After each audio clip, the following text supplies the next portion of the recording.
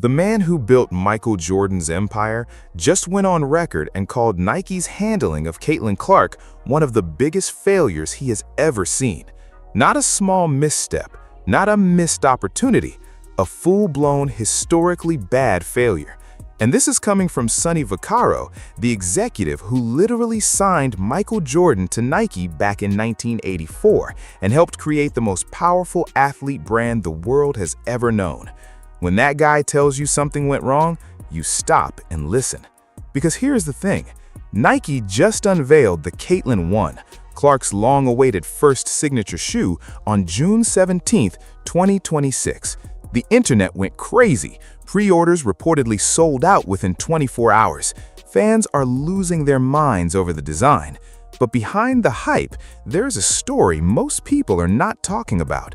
A story about a deal that might have left billions on the table, a lost season that nearly derailed everything, and a 24-year-old who refused to let any of it stop her from becoming the most powerful figure in women's sports. And the wildest part? She might be playing a game nobody else even sees yet. Let us start at the beginning, because this whole thing traces back to one contract that changed everything. In April 2024, right before she even played a single WNBA game, Caitlin Clark signed an 8-year, $28 million deal with Nike. On the surface, that sounds incredible. $28 million for a player who had not yet stepped on a professional court? Most athletes would take that deal without thinking twice. But here's where it gets complicated. Compare that to what Michael Jordan signed back in 1984. His first Nike deal was worth $2.5 million. Sounds small, right? Except Jordan negotiated something that would change his life forever. He got royalties, 5% on every single product that carried his name.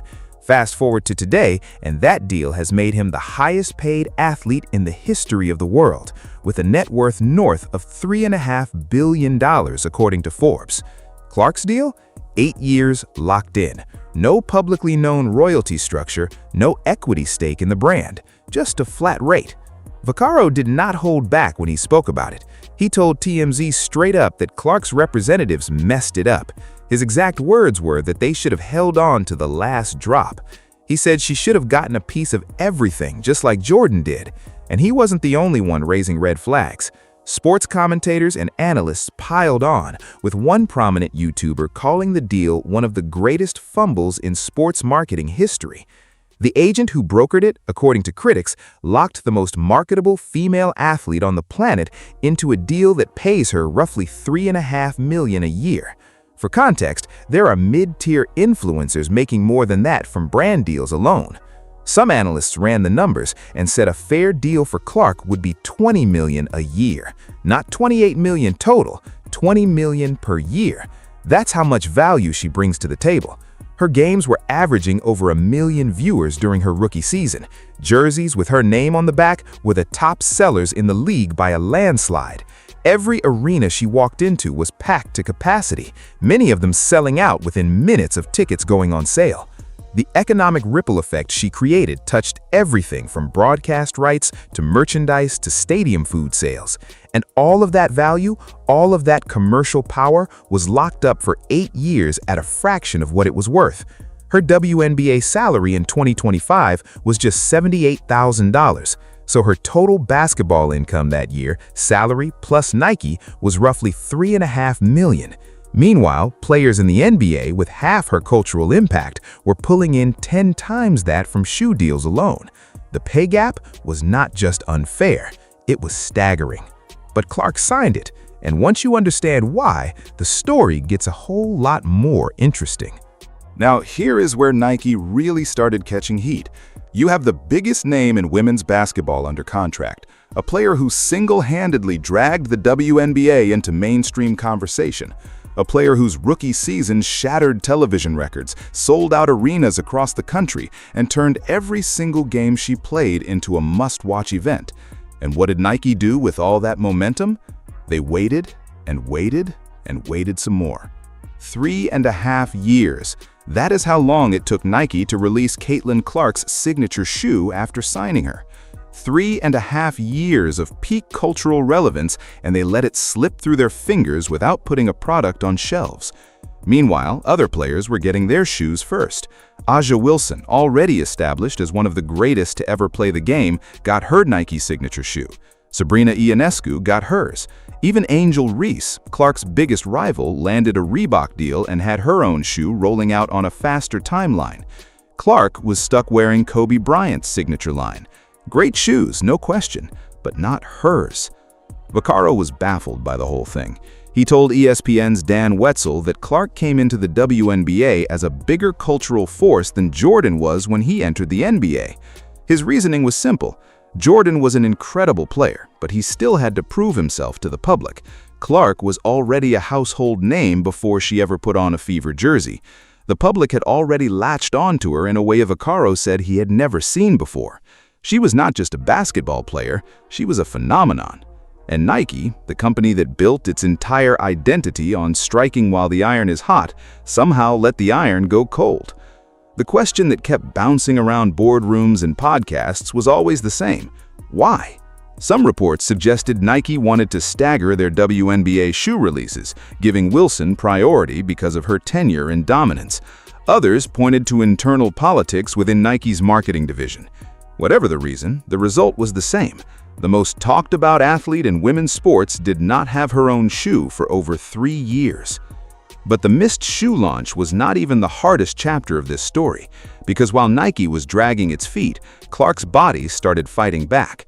The 2025 WNBA season was supposed to be her coronation year. After a rookie campaign that rewrote the record books, expectations were through the roof. Clark had set the league's single-season assist record. She had been named Rookie of the Year. She made the All-WNBA first team. Every single metric said she was on a path to dominate for years. Then everything fell apart. A right groin sprain came first, then left quad injuries followed, then a bone bruise in her left ankle. One by one, her body kept breaking down and the season slipped away from her. She played just 13 games in 2025. 13 out of a full 40-game season. In those 13 games, she still put up impressive numbers, 16.5 points per game, nearly 9 assists per game, but her three-point shooting cratered to under 28%, a clear sign that the injuries were affecting everything. The Fever, to their credit, found a way to survive without her. They made it all the way to the WNBA semifinals, pushing the eventual champion Las Vegas Aces to the brink. But for Clark, watching from the sideline was agonizing. She later described the experience as the most isolating thing she had ever been through. She said, "You do not understand how lonely an injury can be until you're the one going through it." After putting together an incredible stretch at Iowa, where she never missed a single game across 4 years and 139 appearances, suddenly she couldn't stay on the court. And throughout all of that pain, all of that rehab, all of those lonely hours in training rooms, Nike still hadn't given her a shoe. Coming back from all of that was never going to be simple, and Clark was honest about it from the start. The 2026 preseason became her testing ground, and every step carried weight. She averaged 13 points in about 15 minutes per game across 3 preseason appearances, which looked encouraging on paper. But then came the scare. During a preseason game against the Dallas Wings, Clark attempted a step-back jumper over Alana Smith, landed on Smith's foot, and went down hard. She grabbed her knee and limped to the bench. The arena went silent. After everything she had been through, the last thing anyone wanted to see was another injury. Thankfully, she was fine, but the moment exposed the truth Clark was still processing. The physical injuries had healed, but the mental scars were still raw. She talked openly about the mental hurdle of trusting her body again, about how every tweak, every moment of soreness sent her mind racing back to the nightmare of 2025. When the regular season finally opened on May 9th against the Dallas Wings, Clark showed up and reminded everyone exactly who she is. 20 points, 5 rebounds, 7 assists. She became the fastest player in WNBA history to reach 1,000 points, 250 rebounds, and 250 assists. The stat line was electric, but during the game, she left the bench multiple times to have her back adjusted by medical staff. Coach Stephanie White admitted afterward that keeping Clark's back and hip alignment in check would be an ongoing thing throughout the season. A few games later, Clark missed a game entirely due to back soreness. The Fever did not list her on the injury report beforehand, and the league hit them with an official warning. Clark addressed it head-on, saying she had every intention of playing but woke up that morning feeling off. She also acknowledged the mental challenge of it all. She said that on Game 5 of the year, if she does not feel 100% confident in her body, pushing through might not be worth the risk. She wants to play all 44 games, but she is also learning that protecting her body is part of the long game, and Caitlin Clark is very clearly playing the long game. Which brings us to the moment the entire sneaker world had been waiting for. On June 17, 2026, Nike Basketball posted a single image to social media with 3 words, "Introducing the Caitlin 1." After 3.5 years of waiting, the shoe was finally here. And it was not some rushed product slapped together to capitalize on hype. Nike went all in. The Caitlin 1 features a brand new technology called Opticast that Nike has never used in a basketball shoe before. It is a construction of cast polyurethane nodes at varying heights designed to reduce drag and improve how the shoe moves with you on the court. The visual design draws inspiration from the ripple of a three-point arc, which is about as perfect a design choice as you could make for a player known for pulling up from the logo. Underneath the shoe, hidden in the outsole, are personal messages that read, "Shoot more threes from anywhere," and "It was never a long shot." The stacked swooshes on the side are designed to look like Clark's initials. Nodes on the outside of the shoe are shaped like C's, while the inside features 2s, a nod to her jersey number 22. Clark was deeply involved in the design process from day one. She described it like making a debut album. You want it to be killer. She spent time in the Nike lab building mood boards, picking colorways, and hiding personal Easter eggs throughout every inch of the shoe. The first colorway is a striking all blue that Clark teased on social media by changing her Instagram handle to Caitlin1 and swapping her profile picture to a blue Nike logo. She even wore a bracelet to a game that read 10/01/26, the release date. Travis Scott was spotted wearing a black and chrome colorway, which only added to the frenzy. The shoe retails at $140 and drops on October 1st. It comes alongside an 18-piece apparel line that blends performance gear with everyday style, marking the first time Nike has brought its standard issue innovation to women's basketball. Clark also joins a very exclusive club. She is now just the 5th active WNBA player with a signature shoe from a major brand, alongside Angel Reese with Reebok, Breanna Stewart with Puma, and Sabrina Ionescu and Aja Wilson with Nike. The timing of the reveal was deliberate too. The very next game on the schedule was Indiana versus the Atlanta Dream, Angel Reese's team, Clark's biggest rival. Some things in sports are not coincidences. Clark showed up to that game carrying the Caitlin 1s in her hands during the tunnel walk, wearing an all-white outfit that made the blue shoes impossible to miss. The image went viral instantly. Every sneaker blog, every sports outlet, every basketball account reposted it within minutes. Nike knew exactly what they were doing with that timing, and so did Clark. But here's what separates the Caitlin 1 from the rest. This is not just a colorway swap with a name on the tongue. This shoe has genuine research and development behind it, new technology, new materials, a performance story built specifically for a guard who plays at Clark's speed and range. That's rare. And it's exactly what Vaccaro said Nike should have done from the very beginning. They just took 3.5 years to get there. But the shoe is only one piece of a much bigger picture. Because while the world was focused on when Clark would finally get her own sneaker, she was quietly building something far more ambitious. On the court, her financial situation has transformed. Under the WNBA's new collective bargaining agreement, worth $1 billion over 7 years, Clark's 2026 salary jumped to over $528,000. That is nearly 7 times what she made in 2025, when her salary was just $78,000. By 2027, it climbs again to almost $600,000. The new CBA also sets a max salary of $1.4 million, which Clark will be eligible for once she hits free agency. And the CBA itself tells a story. This deal did not happen in a vacuum. The players fought for it.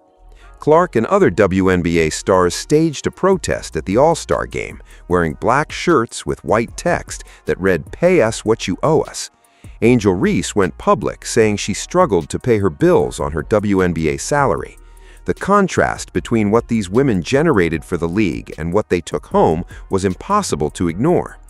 The new agreement was a direct response to that pressure, and Clark's presence at the center of the league's growth gave the players enormous leverage at the negotiating table. Rookie salaries alone jumped 6 times over. First overall pick Ozzie Fudd entered the league in 2026, making $500,000 in her first year. Compare that to Clark's rookie salary of $76,000 just 2 years earlier, and you can see how fast the landscape is shifting. The league itself is expanding at a pace nobody predicted. 2 new teams tipped off in the 2026 season, with the Golden State Valkyries already setting all-time attendance records in their debut year, averaging 18,000 fans per game.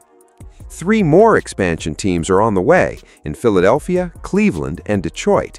The WNBA is no longer a side project. It is a full-blown professional league experiencing the kind of growth that the NBA itself went through in the 1990s.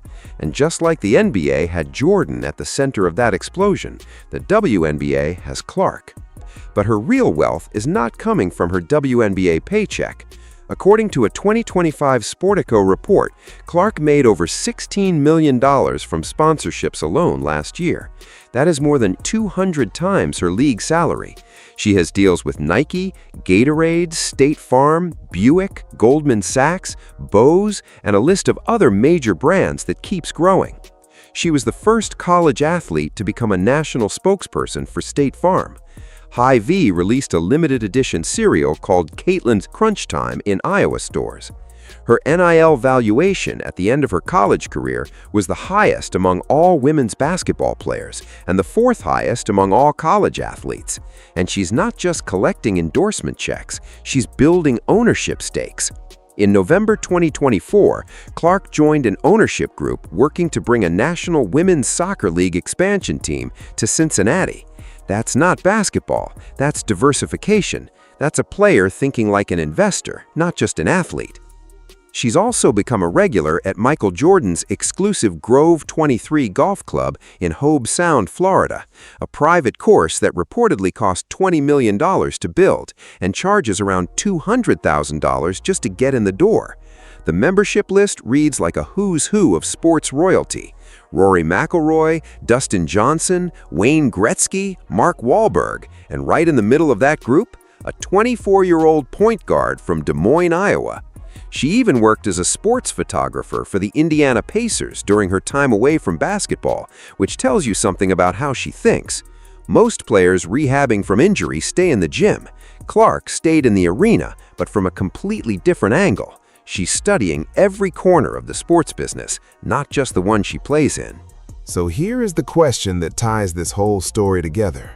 Was the Nike deal actually a fumble, or is Caitlin Clark seeing something the rest of us are missing? Vaccaro says she should be making $20 million a year from Nike, not $3.5 million. And on pure market value, he is probably right.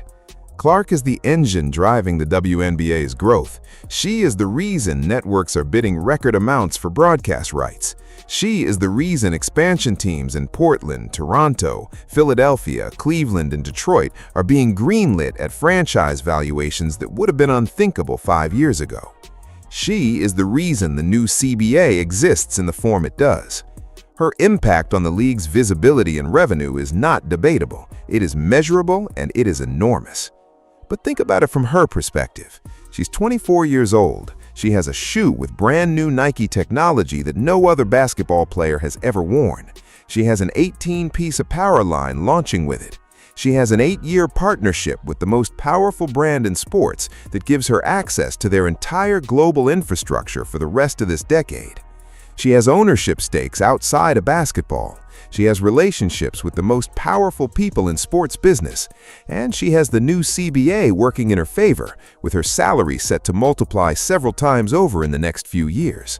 When her Nike deal expires, she'll be 32, still in her prime, with a proven signature shoe line, a global brand already built, and the leverage to negotiate whatever she wants. Jordan's first deal was $2.5 million. His real wealth came from what he built on top of that foundation over the next 4 decades. Clark might be doing the exact same thing.